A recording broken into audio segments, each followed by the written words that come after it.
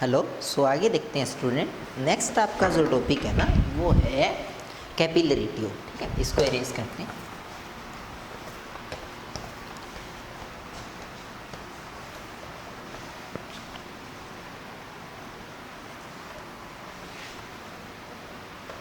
हाँ सुनो, नेक्स्ट देखते हैं कैपिलरी ट्यूब।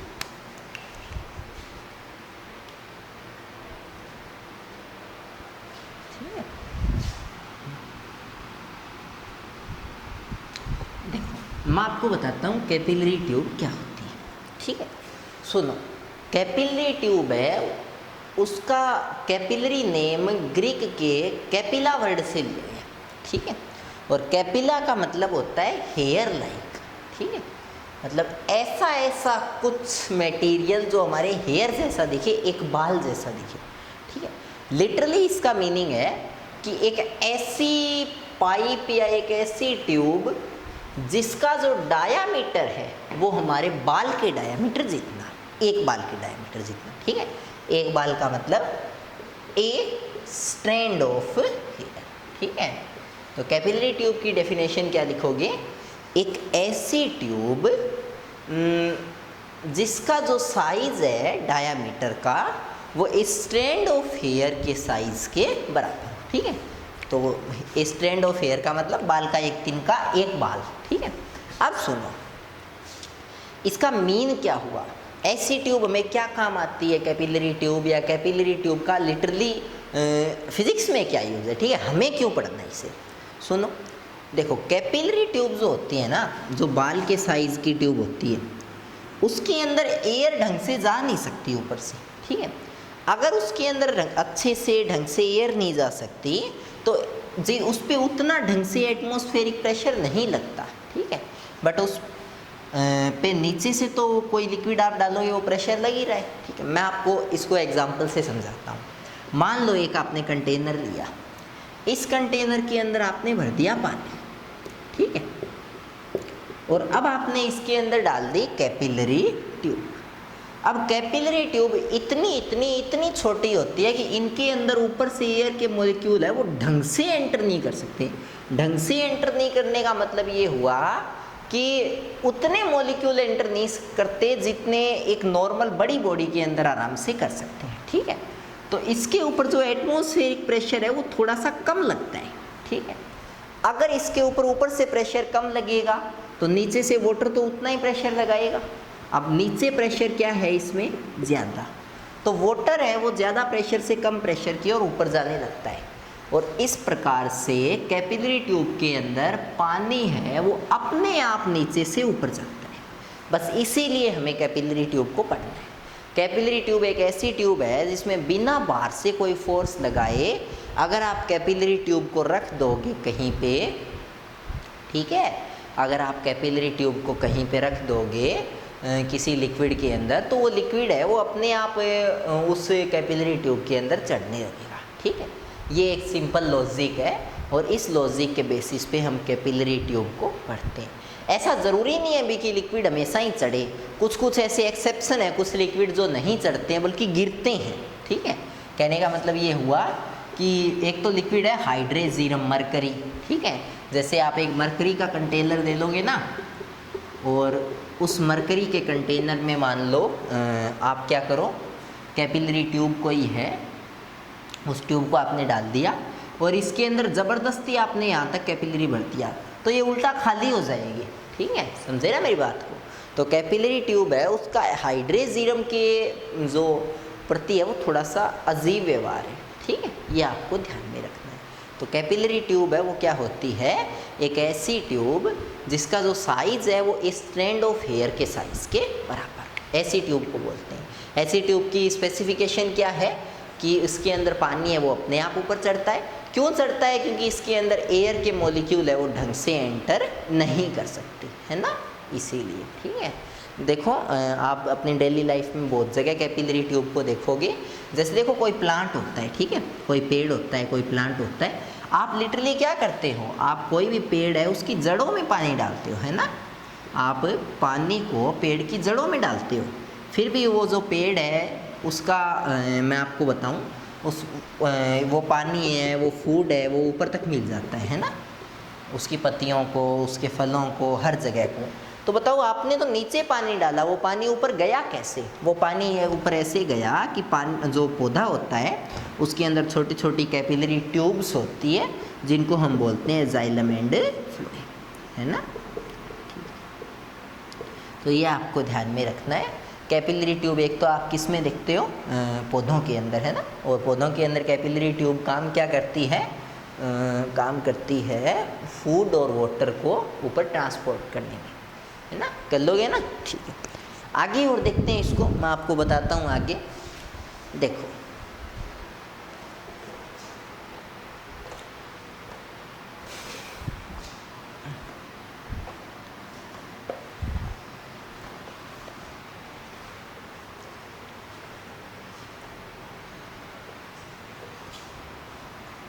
एक चीज़ सुनो आप, हाँ एक चीज़ सुनो, एक डेफिनेशन होती है एंगल ऑफ कांटेक्ट, ठीक है। देखो सुन लो एक बार एंगल ऑफ कांटेक्ट क्या होता है। देखो कोई भी वाटर है ना, मतलब कोई भी कंटेनर है, उसके अंदर पानी की लिटरल सरफेस है वो ऐसी होती है,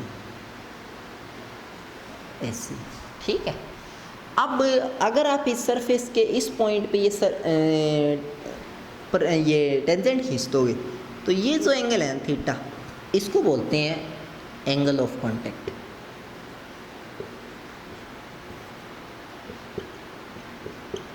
ठीक है, इसको बोलते हैं एंगल ऑफ कांटेक्ट। तो जिनके अंदर एंगल ऑफ कांटेक्ट एक्यूट होता है ना, ऐसे लिक्विड राइज करते हैं कैपिलरी ट्यूब के अंदर, जैसे वाटर हो गया, ठीक है, ऑयल हो गया, ब्लड हो गया, ठीक है, नाइट्रो गैसेस हो गई, ओके, ठीक है। और कई लिक्विड ऐसे भी होते हैं, ठीक है, नेचर के अंदर, जिनमें ये सरफेस ऐसी बनती है, ठीक है। ये लिटरली नहीं आपने देखा होगा, क्योंकि ऐसे लिक्विड है वो नॉर्मली काम में नहीं आते, ठीक है। तो आप कभी देखना थर्मामीटर के अंदर पारा भरा हुआ देखोगे, उसकी सरफेस ऐसी होगी, ठीक है। इनके अंदर अगर आप देखो तो इनके अंदर एंगल ऑफ कांटेक्ट है वो ऑब्ट्यूस है, ठीक है। ऑब्ट्यूस मतलब 90 से ज़्यादा है, तो इसके अंदर जो एंगल ऑफ कांटेक्ट है वो आपका क्या है? ऑब्ट्यूस है। और अगर एंगल ऑफ कांटेक्ट ऑब्ट्यूस है तो ऐसे लिक्विड इनके अंदर फॉल करते हैं, ठीक है। और फॉल करने के कारण HG वगैरह, ठीक है। अच्छा एक चीज़ मैं आपको और बताऊँ, एक लिक्विड कई ऐसे भी होते हैं जो मतलब ना, जिनकी बिल्कुल ये ज़ीरो होता है, ठीक है। देखो अब यहाँ पे ये सरफेस बनी नहीं, ऐसी बनी नहीं, तो मैं इसको ऐसे मान सकता हूँ ना, बिल्कुल सीधा। और अगर मैं बिल्कुल सीधा मानूंगा तो ये एंगल कितना हुआ? 0 डिग्री, ठीक है। थोड़ा सा दिमाग लगा के देखना, समझ में आ जाएगा। तो इसमें जो एंगल है वो 0 डिग्री है, और अगर इसमें एंगल 0 डिग्री है तो ये ना तो राइज करते हैं ना फॉल करते हैं, ठीक है। और ऐसे लिक्विड है तो बहुत कम देखने को मिलते हैं, जैसे प्योर वाटर, ठीक है। प्योर वाटर कैपिलरी ट्यूब में ना राइज करता ना फॉल करता, ठीक है। तो ये आपको ध्यान में होना चाहिए, एंगल ऑफ कांटेक्ट है वो किस टाइप से डिपेंड करता है कैपिलरी ट्यूब के अंदर। कर लोगे ये पक्का ना? अब देखो आगे नेक्स्ट,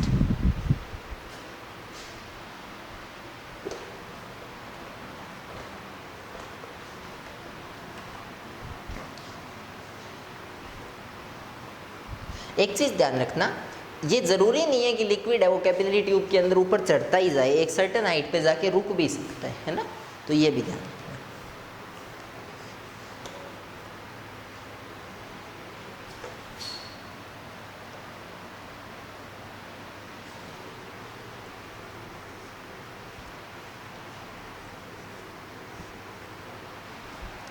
अब मैं आपको एक छोटी सी डेफिनेशन और बताता हूँ, जिसको बोलते हैं प्रेशर एक्सिस, ठीक है, प्रेशर एक्सिस।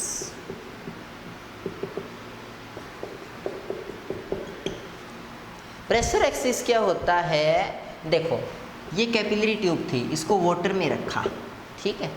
अब यहाँ प्रेशर कम हो गया, यहाँ प्रेशर ज़्यादा हो गया, यहाँ और यहाँ के प्रेशर में जो डिफरेंस है उसको बोलते हैं प्रेशर एक्सिस, ठीक है। मतलब यहाँ प्रेशर कितना ज़्यादा है ऊपर वाले पॉइंट से, ठीक है। तो तो ये जो प्रेशर का डिफरेंस है इसी को क्या बोलते हैं, इसी को बोलते हैं आपका प्रेशर एक्सिस। ठीक है, तो कर लोगे ना प्रेशर एक्सिस। सुनो पूरा बताता हूँ। अब देखो इस, हाँ, और लिक्विड है वो कैपिलरी ट्यूब में तब तक जाएगा जब तक इस प्रेशर एक्सिस की पूर्ति ना हो। ठीक है, अब सुनो कैसे निकालोगे प्रेशर एक्सिस। आप मान लो कि ये कोई स्फेरिकल ड्रॉप है, ठीक है, और ये स्फेरिकल ड्रॉप का ये आपका क्या है, ये आपका है बीच वाला सरफेस। अब आप एक चीज़ सुनो, आपने एक चीज़ पढ़ी होगी कि जो सरफेस टेंशन है वो लिक्विड की सरफेस को ऐसा करता है जिसके कारण लिक्विड ऊपर की ओर राइज करता है, और जब लिक्विड ऊपर की ओर राइज करेगा उस कंडीशन में आपका जो दोबारा बोलने दो मेरे को, देखो ये सरफेस है, इस सरफेस पे इस पे चारों तरफ क्या लगेगा, सरफेस टेंशन लगेगा। ठीक है, लगेगा ना अंदर की तरफ, और इस सरफेस टेंशन के कारण लिक्विड की जो सरफेस है वो क्या हो जाएगी, ऐसे हो जाएगी। ठीक है, अब लिक्विड है वो कैपिलरी ट्यूब के अंदर ऊपर ऊपर राइज करेगा और लास्ट जाके जब उसकी सरफेस फ्लैट हो जाएगी तब वो रुक जाएगा। ठीक है, तो कहने का मतलब हुआ इन दोनों के बीच में जो प्रेशर का डिफरेंस है डेल्टा पी, उस डिफरेंस के कारण लगने वाला जो फोर्स है और सरफेस टेंशन का जो फोर्स है वो दोनों क्या होने चाहिए, इक्वल होने चाहिए। ठीक है, वो दोनों क्या होने चाहिए, इक्वल होने चाहिए। क्यों, अगर वो इक्वल नहीं होंगे, देखो इक्वल इसलिए होने चाहिए क्योंकि सरफेस टेंशन का जो फोर्स है उसी के कारण ये डेल्टा पी बना है। ठीक है, क्यों, सरफेस ऐसी थी, लास्ट में जाके उसको ऐसा होना पड़ा, इन दोनों के बीच में जो प्रेशर का डिफरेंस है उसी के कारण पानी ने राइज किया, है ना। अब देखो सरफेस टेंशन का फोर्स कितना होता है, आपने फॉर्मूला पढ़ा होगा, T is equal to F by L, पढ़ा होगा ना। तो एफ इज इक्वल टू कितना आ जाएगा, टी इंटू एल आ जाएगा ना। तो मैं यहाँ लिख देता हूँ टी इंटू एल। और डेल्टा पी का फोर्स कौन सा होता है, आपने एक फॉर्मूला पढ़ा होगा, P is equal to F by A. तो एफ इज इक्वल टू कितना हो जाएगा, डेल्टा पी इंटू में। अब सुनो टी, देखो ये एक सर्कल है और सर्कल की लेंथ क्या होती है, उसकी सर्कमफेरेंस यानी 2 पाई आर, और is equal to delta P और इंटू में इसका एरिया। एरिया कितना होता है स्क्वायर का, पाई आर स्क्वायर। कुछ कट रहा है, पाई से पाई कैंसिल, आर से आर कैंसिल, डेल्टा पी कितना आया 2t अपॉन में आर। तो ये 2t अपॉन में आर है ना, ये जो डेल्टा पी आया ये प्रेशर का डिफरेंस है, और इस 2t अपॉन में आर इस डिफरेंस। अब देखो सरफेस टेंशन हर लिक्विड का अलग होता है, हर लिक्विड के ड्रॉप की रेडियस अलग होती है। सॉरी यहाँ पे आर ये है, मैं आपको बताऊँ, ड्रॉप की रेडियस नहीं है यहाँ पे आर, यहाँ पे आर है, ऐसे जो सरफेस बनती है ना उसकी रेडियस।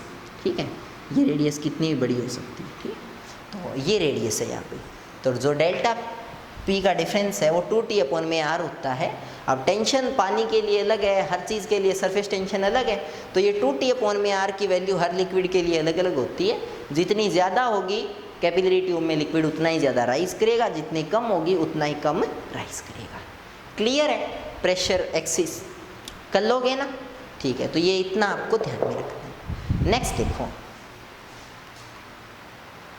ठीक है, नेक्स्ट देखो, मैं 2-3 आपको छोटी सी चीज़ें और क्लियर करवाता जा रहा हूँ, सुनो।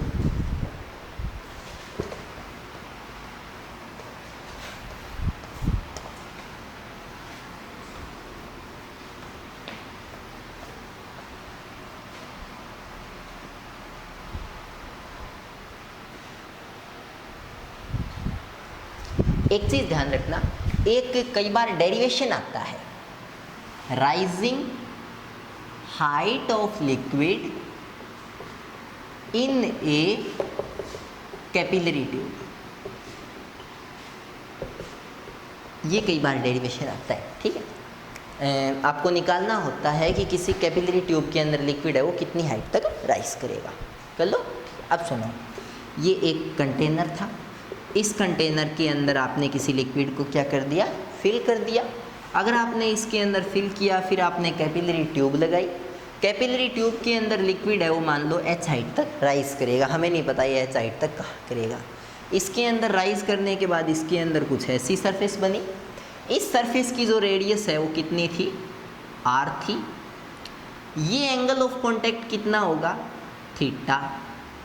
अब आप एक चीज़ सुनो, ये पूरा एंगल है ना, ये पूरा एंगल ये थीटा है और ये एंगल कितना है, 90 है ना, तो ये एंगल कितना हो जाएगा, 90 माइनस थीटा हो जाएगा।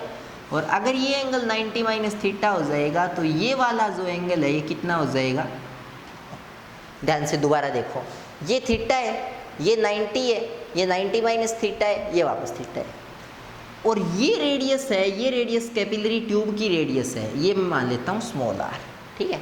अब आप यहाँ पे लगा दो cos theta, cos theta is equal to, देखो थीटा के सामने वाला परपेंडिकुलर, तो बेस ये हो गया r और अपॉन में हाइपोटेनस r, तो आपका r क्या आ गया, r अपॉन में कोस थीटा।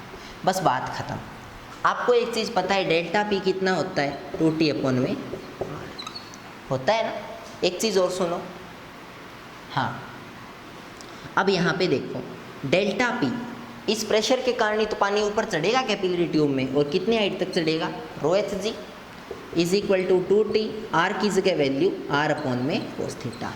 3 नंबर का नंबर ऊपर गया, रो एच जी बराबर 2t कोस थीटा अपॉन में r, h is equal to कितना आ गया, 2t कोस थीटा अपॉन में रो जी, ठीक है।